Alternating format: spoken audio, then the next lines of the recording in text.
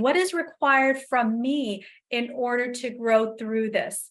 And it really shifted my perspective because I thought, okay, it's going to be bumpy. When I found that gem, that answer, all of a sudden, like the situation just disappears. It goes away.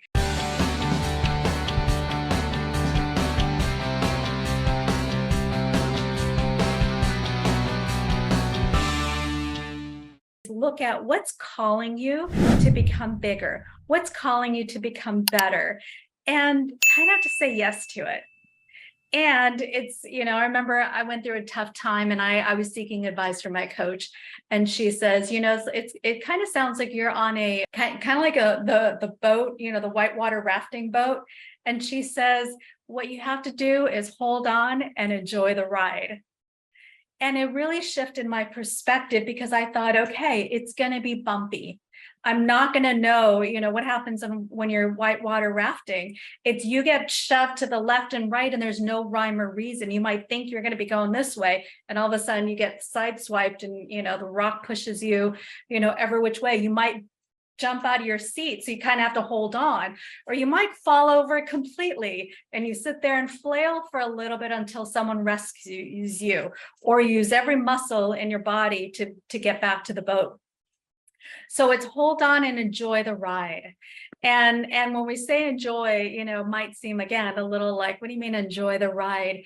It's the less resistant we are to the shifts and the changes that are calling us to grow bigger, then the smoother it is. Because here's the difference. When we're resistant, we're looking at what we don't want. We're focused on that specifically, what we don't want, what's going wrong, what the problem is, what the constraint, the issue, all of that is.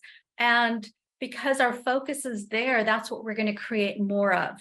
Versus, oh yeah, that's a problem. Let me go back to, okay, what's the learning? What's the lesson? What is required from me in order to grow through this?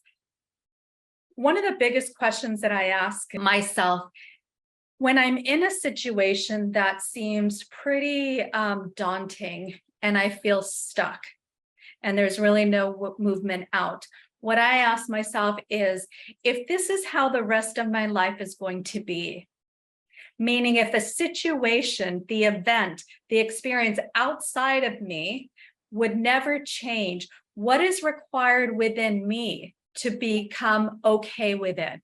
What is required within me to be strong, to be grounded, to be okay with this situation? Because one of the biggest things is when I look at evolution, and spiritual growth is designed to make us greater. And by greater, it could be, kinder, more loving, more successful, more ambitious, more giving, more forgiving. Again, all of us have our different experiences. And those experiences are required for our spiritual growth. So I might as well connect to what's that growth in me. So when I look at what qualities do I need to develop within myself so that I can be okay with the situation? And I tell you, when I found that gem, that answer, all of a sudden, like the situation just disappears. It goes away. And those of you, again, who worked with me for a while, I'm sure you could probably attest. It's like, we always say, you can't make this stuff happen. I mean, the things that turn around once we get that blessing, once we get that gift, and we become different. See, the most of the world is waiting for the outside to shift, the outside to change. We're waiting for the experience to go away. We're waiting for the problem, the person, the job, the economy, the president, all of that stuff to change so that we can finally be happy. And part of our spiritual growth is finding that you have everything within you to become whole and to grow and to fill in that need.